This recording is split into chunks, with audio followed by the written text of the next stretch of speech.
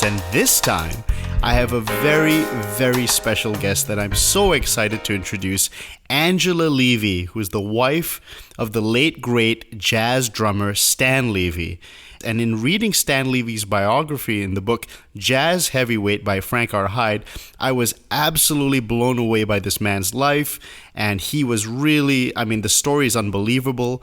A poor kid, Jewish kid, growing up in Philadelphia, and from a broken family, teaches himself drums. He was right-handed, but he taught himself left-handed how to play. And he marries the beautiful Angela. They have an incredibly interesting life. He's playing with everyone. He raises 3 beautiful children. It's really a fantastic story. And so I'm so thrilled to talk to Angela today. Angela, welcome to the show. Oh, thank you so much. What a nice introduction. I could have written that myself. Well, before I start, actually, the great Dr. Joseph Curiali was really kind enough to make this connection, and he really thinks the world of you. And that is so nice. I'm so thrilled. Oh, that's so great. Because he's really special, as you know. And I didn't know about him. So thank God for Facebook, because, I don't know about anything until I see it there, and that's how I met him. So he's really adorable. He really is. Great musician, great guy, and he turned me on to you and to Stan Levey. But let's go back then to when you first met him. You were like a semi-manager in Birdland. Is that how you met your husband? Oh, no.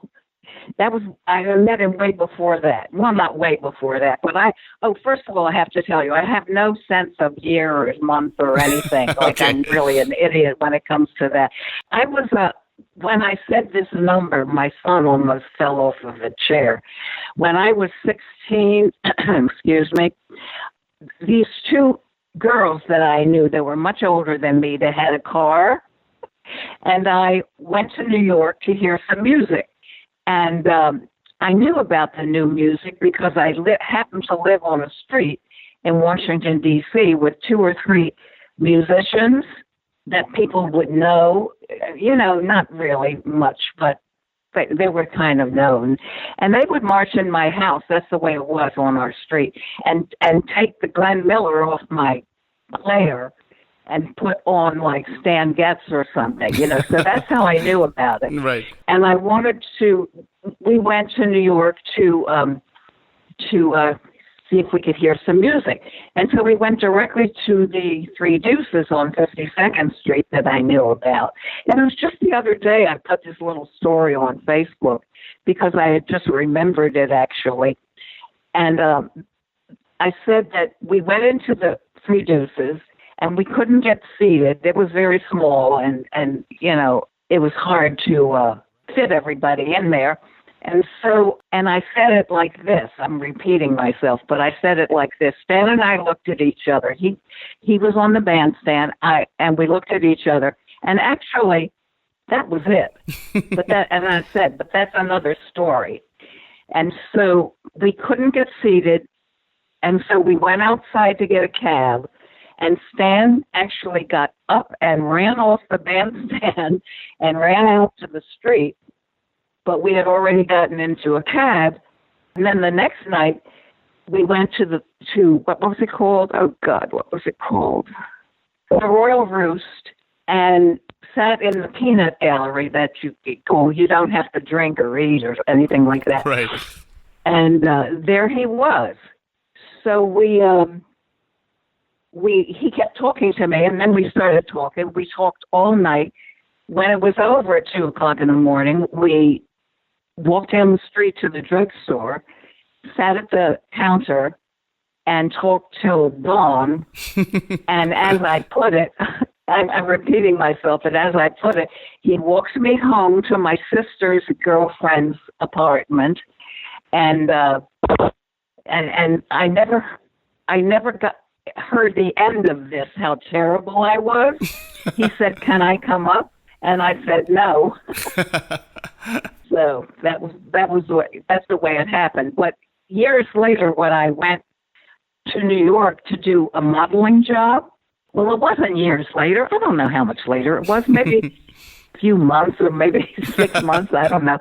And I got a job in Birdland, which was just opening. So those were run by two Jewish men, right? Morris and Irving Levey. Were they the That's owners? right. Two brothers. Yeah. And so they hired you to be kind of like a manager? Well, kind of, because there wasn't anything set yet. They didn't really have a plan. And so I would take care of a lot of stuff and also take the tickets, sell the tickets out on the little landing. I mean, it was very primitive. Years later, I saw a picture of they had an actual box office, but we didn't have any of that stuff. So you were there at the opening, the very beginning? I think it was a couple of weeks later. I think like that, yeah. Yeah, so being there, and Stan and I were already kind of, hanging out. But I also met almost everybody else. They became, and it's like anybody else. You have your circle of friends, and some of them you love, and some of them you like, and some of them not so much, But I don't talk about that very much because everybody now has that adoration of so many people. So I don't open my mouth well, too much. What I found interesting is, you really did meet and know everyone. You mentioned, for instance, Bud Powell. Well, you mentioned he was a very snappy dresser. Oh, he was to me. I don't know. I mean, and then now I see different pictures of him, and he was. He always looked so hip. I mean, oh.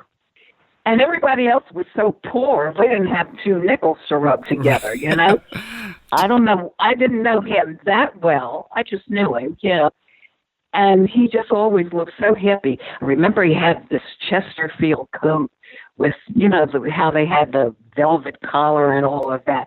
And I was like, whoa.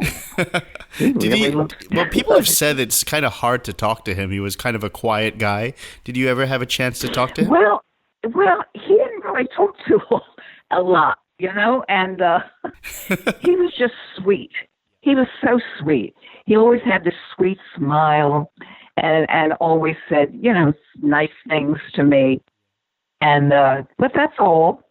And then he would go to work. The one thing that makes me laugh, and I never mentioned this to anybody, was that, I don't know whether anybody else is alive that remembers this, but when Bud was not doing too well, but I was young and I took everything for granted. I didn't give a damn, about underneath things. And so he went up to George Shearing, who was blind, who was playing at Birdland, and did a match and went back and forth in front of his eyes, Oh, that's because George Shearing was known to was a blind pianist, and but he was to show that he wasn't blind. Here, look. Oh my goodness! Did I explain that right? Yes, you did. That's kind of mean, right? But I read his biography, and he would do things like that. It was really. I read somewhere that he would knock on his head, actually, anybody home or something. He was kind of mean to George Shearing, yeah. It was mean. I have to read that. What's it called? I think it's a book called Whale. So it's a pretty new book. A couple of years recently, they released a biography of Bud Powell. Yeah, and so when I was reading the biography for Stan, it mentions that, for instance, Charlie Parker, who was as everyone knows, very influential. He lived with Stan for a while, and they had a very close relationship. But he was a pretty, I guess you could say, a bad influence in the drug side of things, right? And you would chew him out, which I found. I mean, if it wasn't so tragic, but it was actually kind of funny when I was reading it. You were chewing this guy out and chasing him out of the club. Yeah, well, he wasn't my business. The fact that I always had a contentious relationship with him. But I mean, that had one thing had nothing to do with the other. But here I would be. See, it was a street, and then there was lots of stairs. I mean, really lots. That came down to this little tiny, what did I call it before? A landing. And where I sat with this little desk that had the little thing with the money in it, and selling the tickets. And then there were 3 steps that went into the club. So Bird would go stand upstairs on the street and well, he wasn't like a yelling kind of person, but he would speak, louder and say, "Angela, would you pay the cab?" And I would just God. look at him and say, "Are you out of your mind? I'm not coming up there." So it's like that. But that had nothing to do with the way I guess felt. everybody who reads his biography kind of realizes his personal life. He did take advantage of people. He would be quite selfish and he would cheat people. But there was the other side of him where he was just this genius musician as well. And I guess that's kind of complicated, right? So I would imagine you were pretty protective of Stan. And was this before he went to jail? Oh, yeah, But it's so funny. What you were just saying is exactly what I was just thinking. That my feelings about him then and even now, well, they've changed a little bit, but were exactly that. First of all, he was a genius. The way he played was unbelievable. But that didn't change the fact that he was a terrible influence on everybody. He cheated everybody. And the end of this was, like Stan said, his greatest accomplishment in his life was that he ended up owing Bird $70. Like he was the only person on the planet, that is the funniest thing I've ever heard in my life. In the history, your husband was the only person in history who actually owed money to Charlie Parker. Exactly. And the last time I saw Charlie Parker sitting in a booth in Birdland, when it was the night before we went to Europe with Stan Kenton, and Stan Kenton was playing, was working in Birdland. And so I was sitting in the first booth up by the bandstand, and he came and sat with me. And I didn't finish what I was saying. It was very complicated. He was funny and very nice. Well, Stan was the funniest person that ever lived, in my opinion. Yeah. He kept me laughing for 65 years or more. I can't count. But so it just lent itself to Bird always smiling at him, because he was always saying something hilarious. But no, we were fighting that night because he actually said to Stan, "Serious, you still owe me $70, And I yelled at him, "You really have gall. You owe him your life, kid," So he got up and went into, there was a swinging door that went into the kitchen right there.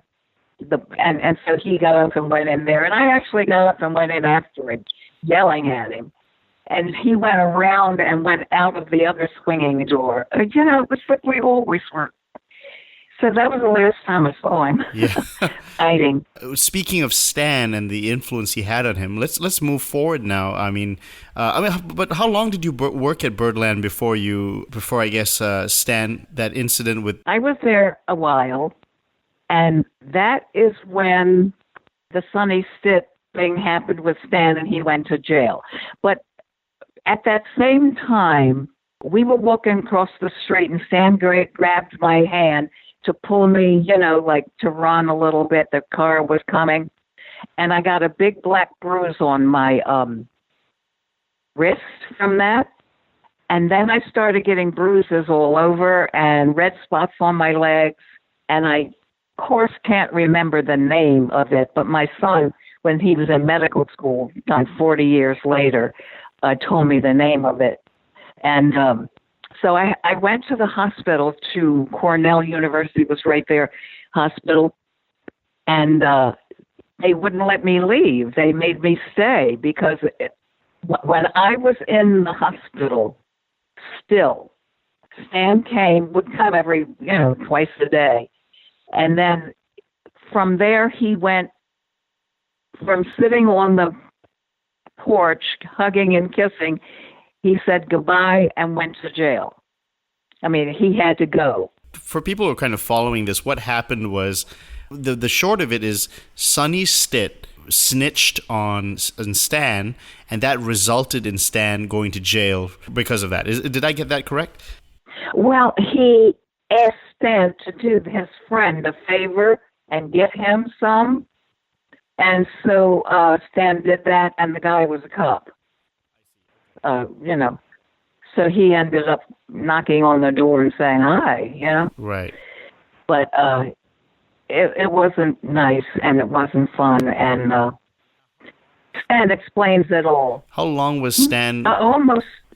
I think it was almost 2 years. Okay. Is there anything about it in the book? I get mixed up with my real life and the book. Yeah, it's too. Yeah, and also I think your parents were, or the people around you, your family were really discouraging you from seeing Stan, right, and and being with him. It was awful. It was only my mother. But I guess that's why she was more protective. My mother and I had a sister, you know. We lived in Washington, D.C., and, she absolutely, when I left New York and went back to Washington, it was like, if I moved in, I couldn't communicate with him at all, period. And so that's the way it was for a while. And then she discovered a letter that he had sent me. Yeah. And that was it. So I moved in with my girlfriend. And then when he got out, we were both in pretty bad financial shape, especially him. And we could only see each other, like, in the middle. Like, I swear to God, I don't ever know where I am. But in California, I know everything like the back of my hand, but not here. And we would meet like somewhere along the turnpike in the middle in a coffee shop, just, you know, between Philadelphia where he was and Washington where I was. And he was with these other two guys that you would know the name of that I can't think of right now, as backup for any act that came to Philadelphia. And they really, you know, Ella Fitzgerald, Burl Ives, anybody. So he was doing that, and I was working in a place called the Casino Royal in Washington. And we were saving our money so we could get together, but we couldn't really see each other a lot. It's interesting because as Sonny Stitt was kind of the reason why he went to jail, but in the book, Stan he says that it's because of that stint in jail that he decided that he wanted to quit. And so that was actually, even though it was a terrible thing to go to jail, he used that experience to really quit for good. Absolutely. He even thanked the judge that sentenced him, you know, and he made Sonny Stitt a little uncomfortable when he saw him, you know, later. Yeah. But down deep. Yeah. Yeah, down deep. He said he saved my life. It's interesting. He worked with really some of the most important people of the new music, bebop. We should mention Dizzy Gillespie, who... Oh, yeah. There's a lovely photo of Dizzy holding one of your sons on his shoulders and playing with him. Yeah. and Stan really says a lot of wonderful things about Dizzy and how he kind of taught him, teaching him new ideas, how to play the drums and how to get into the music. Mm-hmm. And so can you comment on the relationship with Dizzy Gillespie and his family? Oh, yeah. He was like a father to Stan. I mean, Stan loved him, adored him, and respected him so much, you know. And it's kind of incredible that Stan was walking down the street in Philadelphia and heard this music. He was 16. And he heard this music coming from the second floor somewhere out the window. So he walked upstairs and sat and listened and then said something like, Dizzy said hi to him or something. And he said, I'm a drummer. And Dizzy said, oh, yeah? So come up here and play. So he did. And Dizzy loved him, you know. And so... That is amazing. Yeah. So when his drummer, I forget his name too, it's in the book, had to leave, which was pretty soon after that. He hired him.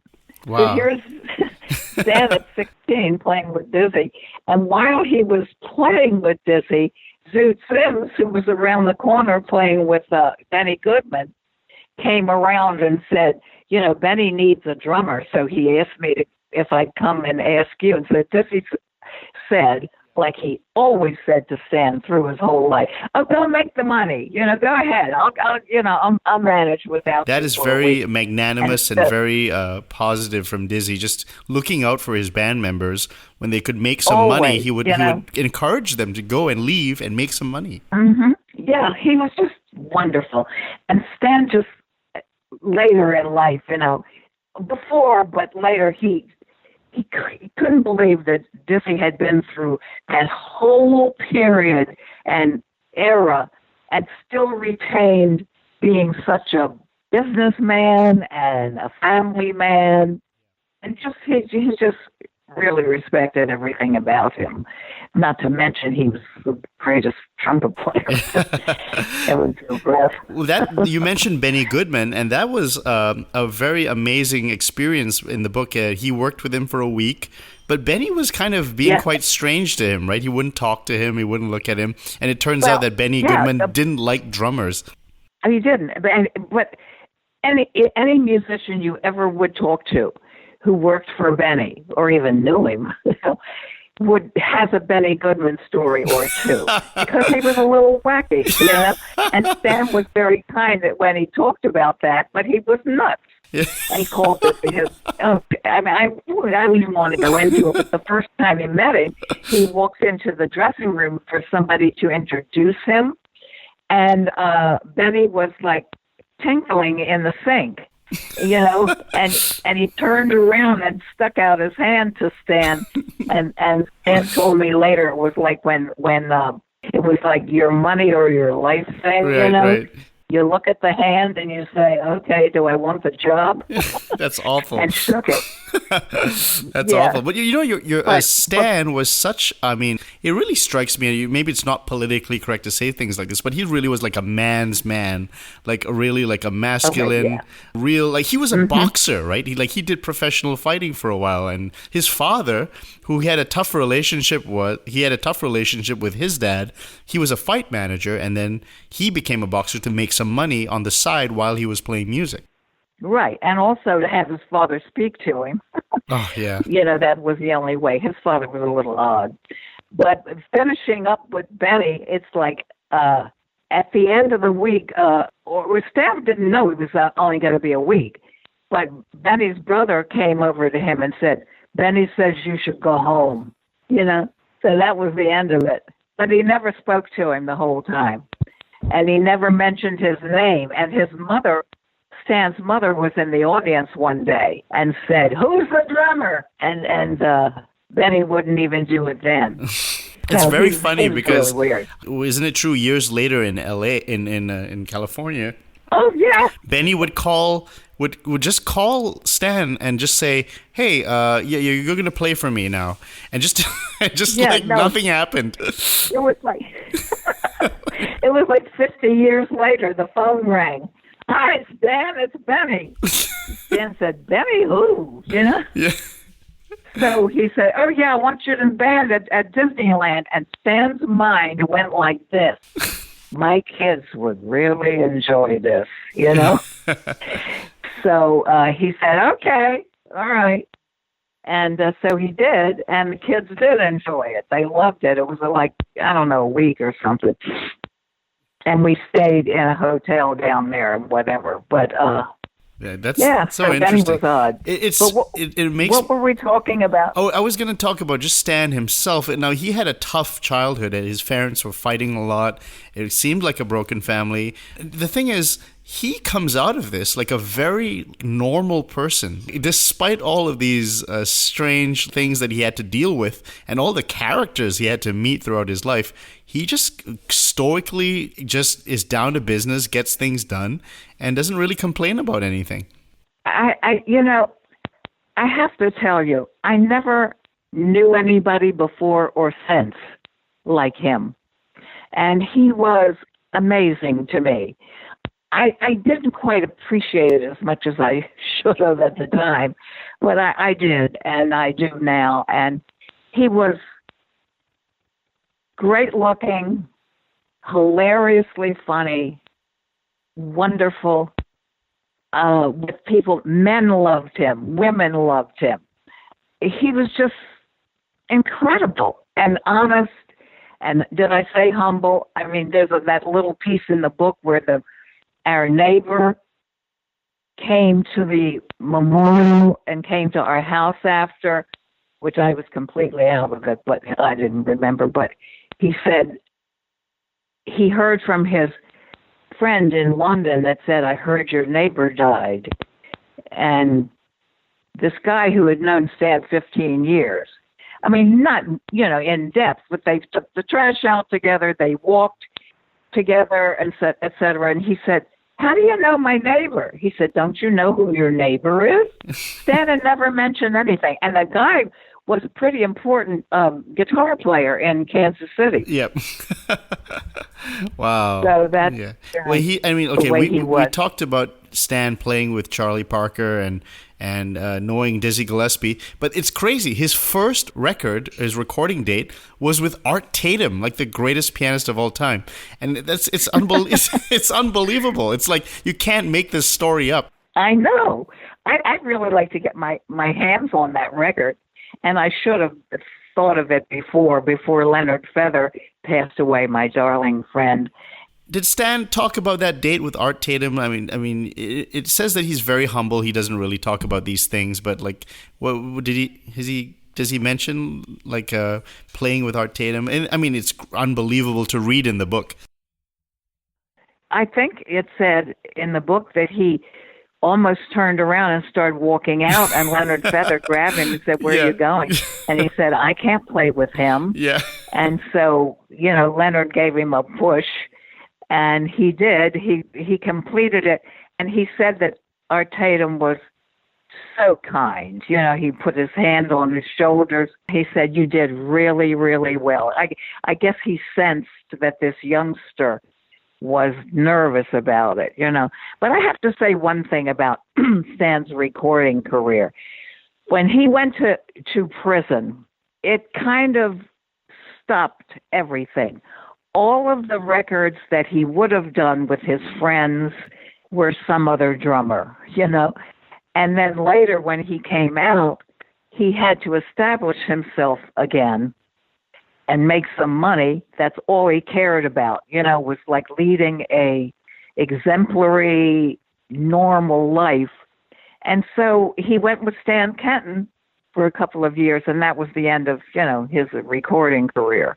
So that's why he has nothing going in the recording. Yeah, there's I think in the book it mentions something about the amount of times he played with Charlie Parker, and he said something like, if there's anybody else who's ever played as many jam sessions as me and Parker, I don't know of any other person. He's played so much. It's true. So much. It's true. Yeah. But then when the recordings happened, and I always figure this is like Stan's karma. It's like he would always be somewhere else. Like there was some recordings that went down. I forget which ones they were. I don't know whether it was Coco or whatever it was. And right before that, Dizzy had said to Stan, Oscar Pettiford has to go to Boston. I'm going to introduce you to him, and you go with him because he'll love you, And when you come back, you'll have your job. It's only a week. So, Stan went with him, and that's when the recordings came up very quickly. And he was out of town with Oscar. Ah, right. Yeah. That was kind of a mixed blessing, right? Because I think Stan wanted some work, and Dizzy's stamp of approval to play with Oscar Pettiford was really something, because it's like this is a very young kid, and when a great musician like Dizzy Gillespie gives his stamp of approval, you're kind of validated. And it was great to just get that job. Yeah, and I think the way Stan said it in the book, he said, Dizzy said to Oscar Pettiford, here's your drummer, And I think Dizzy wanted Stan to have the diversity, because he hadn't played with that many people yet. And also, he was just great, Dizzy. He really was. Now, another good friend that Stan had was Max Roach. I mean, they were good friends, very good friends. And they thought were very highly of each other. I mean, Max Roach really admired Stan. And what kind of relationship did they have? Well, I wasn't, that privy to it all the time because other things happened. That's hard to explain. But I knew Max, hello, hi, how are you? But he and Stan were they really loved each other. And they traded off that job or those jobs on 52nd Street, mostly with Dizzy and Bird.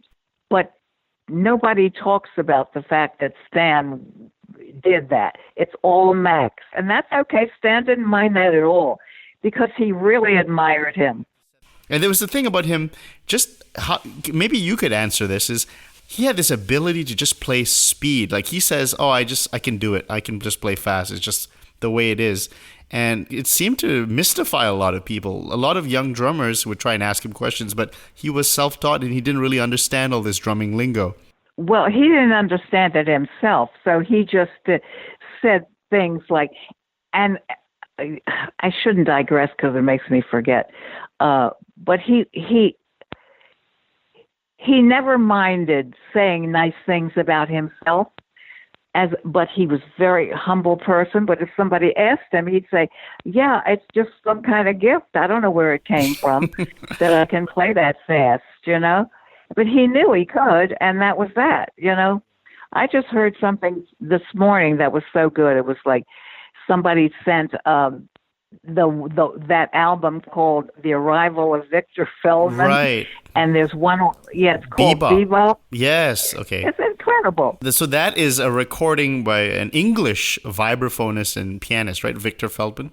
And he did a trio recording with Scott LaFaro and your husband Stan, and it is lightning fast. And it swings like crazy. It's an unbelievable recording. And I think Stan said he really liked that record. He did. He really did. But there was another one, the same tune, Bebop, on that classic album for musicians only. Oh, let's talk about that, because that is, of course, Norman Granz put together an album called For Musicians Only, and it has some real heavyweights on it. Dizzy Gillespie, Sonny Stitt, Stan Getz, and your husband's playing drums, Stan. And it was really just, nobody knew what it was going to be at the recording session. And it just were these burning tunes really fast. Just the chemistry just worked, and it just became this incredible recording. Yeah, it really was. It's like iconic, it never goes out of print. And, but like he said in the book, he came home and said to me, "You will not believe who I played with today," meaning Sonny Stitt, right? the guy who got him to go to jail. But your husband didn't really hold a. He just told him to go and play his horn. Yeah, like you were going to say, he didn't hold a grudge. Yeah. He just wasn't like that. But yeah. And like you said before, in a weird way, Sonny Stitt was really responsible for him to just get his life back on track. Exactly.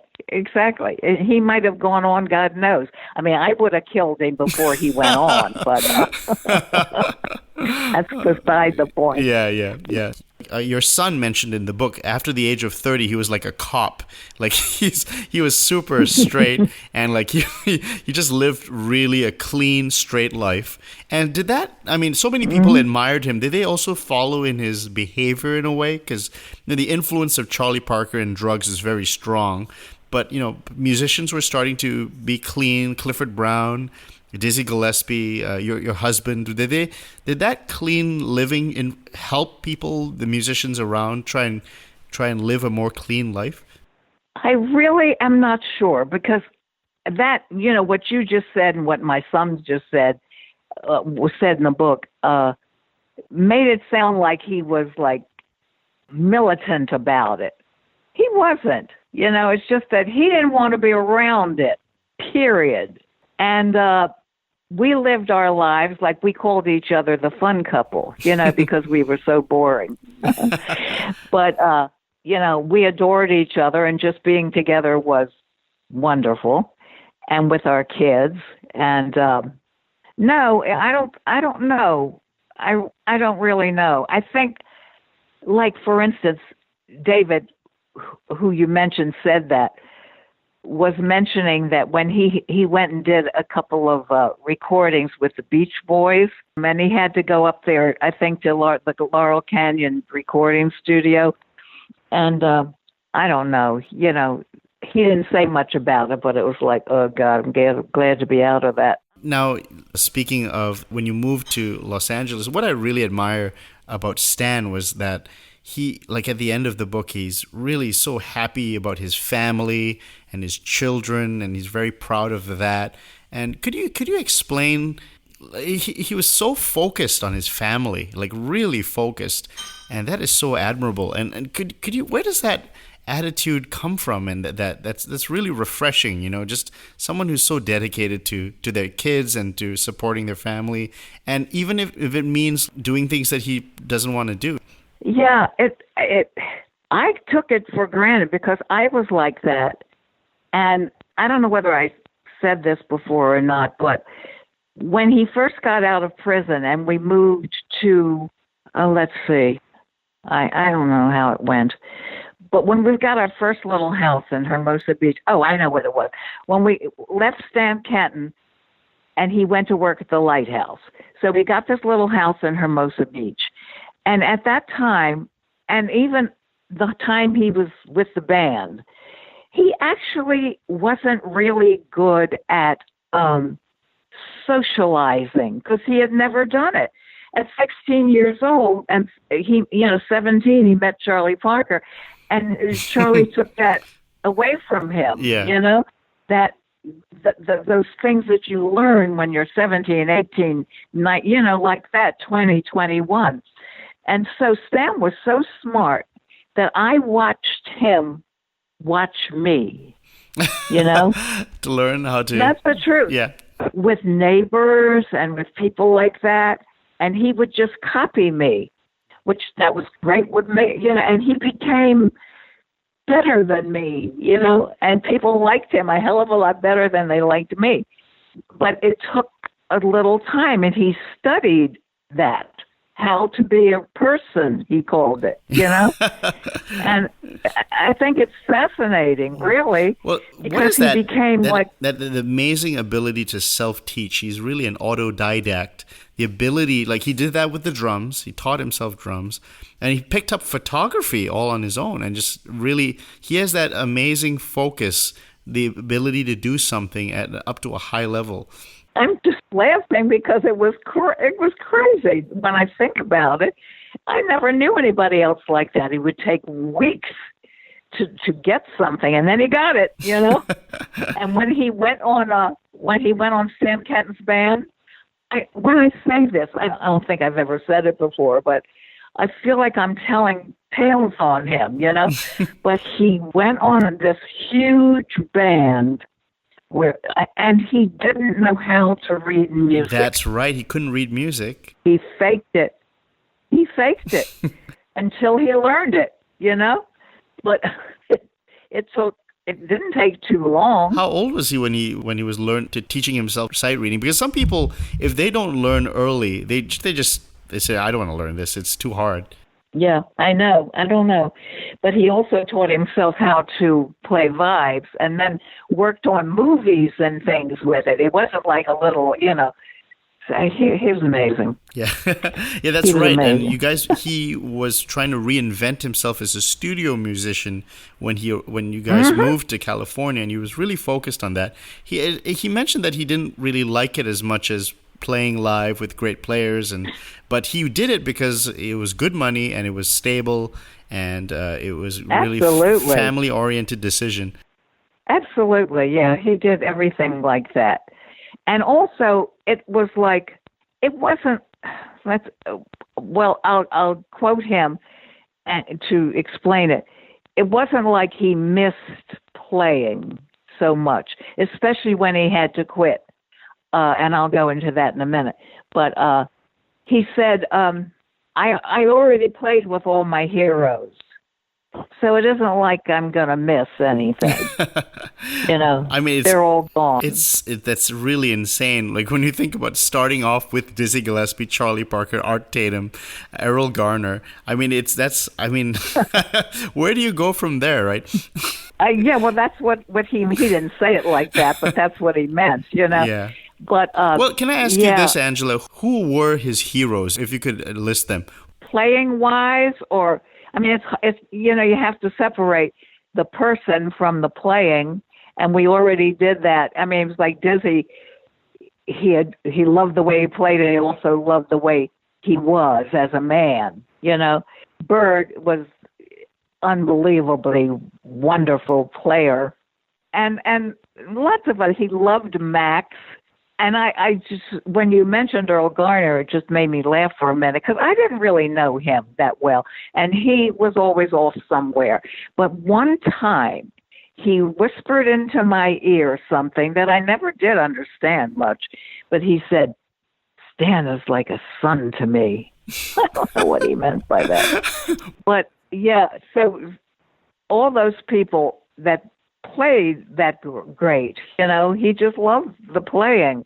And that also I just thought of something that made me laugh. At one point, I don't know where he said this, but he said that he used to go into, when he first started playing with Diz and Bird in Three Deuces, the first job, and he said he would go in like an hour early and just sit there. Just like waiting for this wondrous thing to happen. And to me, it made me laugh because he was like an ADD person, You think so? Okay. Is that because I get the sense that he can be incredibly focused with certain things. Was there another side to him that's kind of, like you said, ADD? Oh, yeah. But along with the focusing on everything was, I guess, part of that. Because I think that's part of that syndrome. But he had to. He decided to stop wearing a watch, for instance, because he was always looking at it, And he was.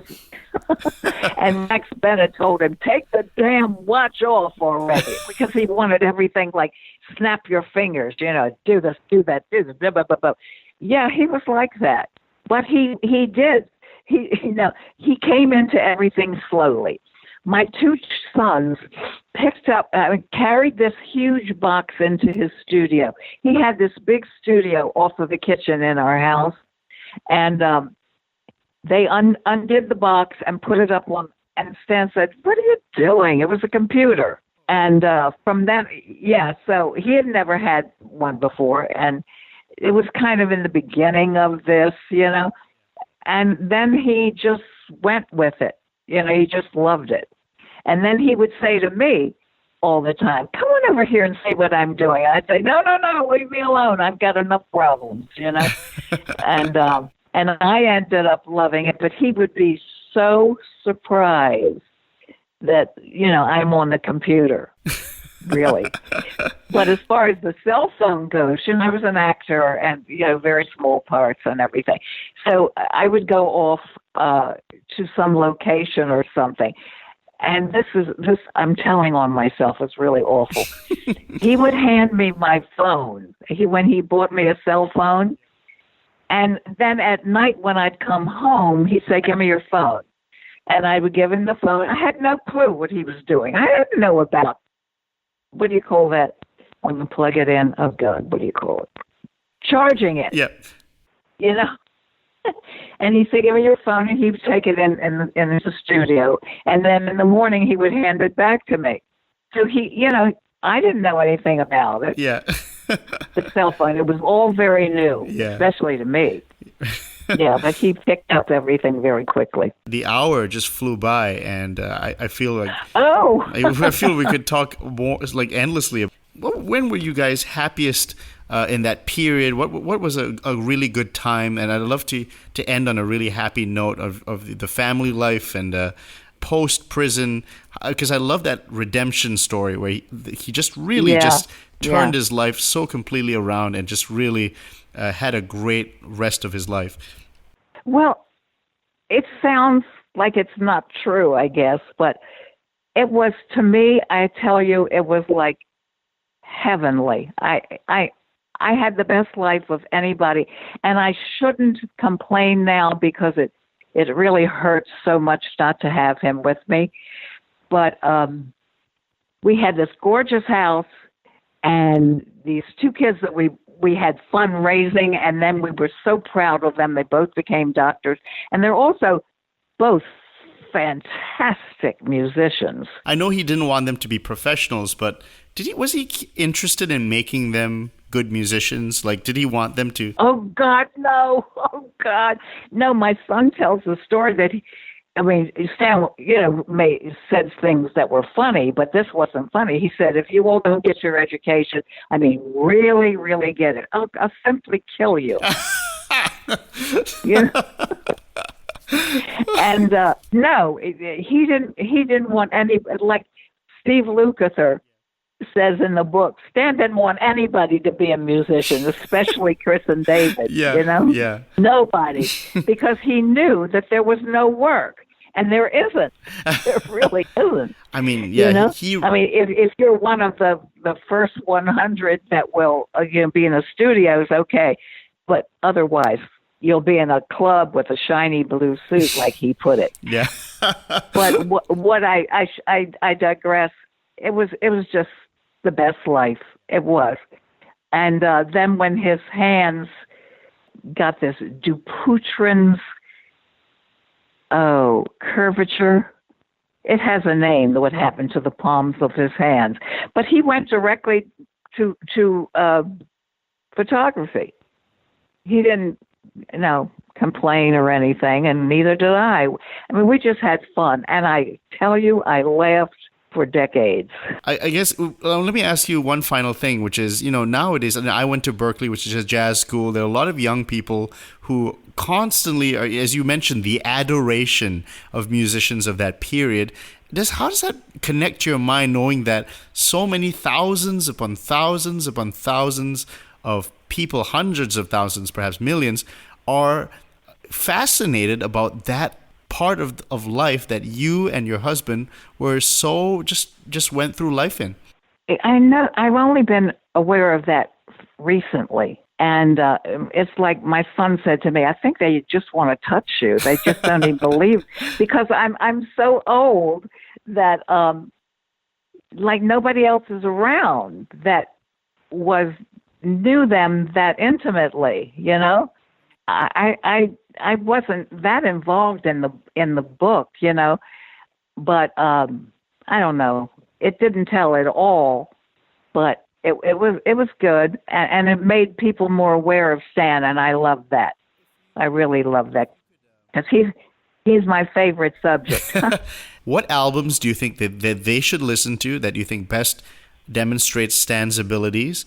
Yeah, let's start with that. What do you think people should check out? Okay, well, he only made, I see, I learn all this from Facebook. I don't know any of this. But he only made 5 of his own albums under, he was the leader. And one is called Grand Stan, and one is called This Time the Drum's on Me. And I don't remember the rest of them at this moment.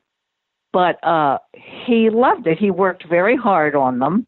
And he had all the people playing on them that he loved, like Conte Candoli and Scotty LaFaro and either Dexter or Zoot. I don't know. It's like really good people. So he loved that. And also I heard something the other day that they did, the radio shows they did. And one of them was Cherry on look, Scott LaFaro had. It was wonderful. It was wonderful. I mean, I really get a fresh appreciation of how amazing Stan played. When I hear them, it's true. It's true. He was wonderful. all the way around. He had great time and great ability. Dizzy Gillespie said something like, "We have to use him. We can't waste that good time." Somebody can. Oh, right. That's amazing. Right. Yeah, absolutely. Leave it to Dizzy. I really do love the fact that people are rediscovering him because he was a wonderful person and an amazing drummer. Absolutely. And that's all I have to say about him. Absolutely. Well, Angela, thank you so much for coming on the show to talk about Stan and your amazing life as well. And I really hope you'll come back because, like you said, the book doesn't do everything. It is a great book, and please, everybody should read that book, Jazz Heavyweight by Frank R. Hayde. Read it. I read it on Kindle. It's just a really engaging read. And like you said, no, we haven't really touched on everything. There's so much, and I really hope people discover Stan Levey after this interview. Thank you very much. Very much.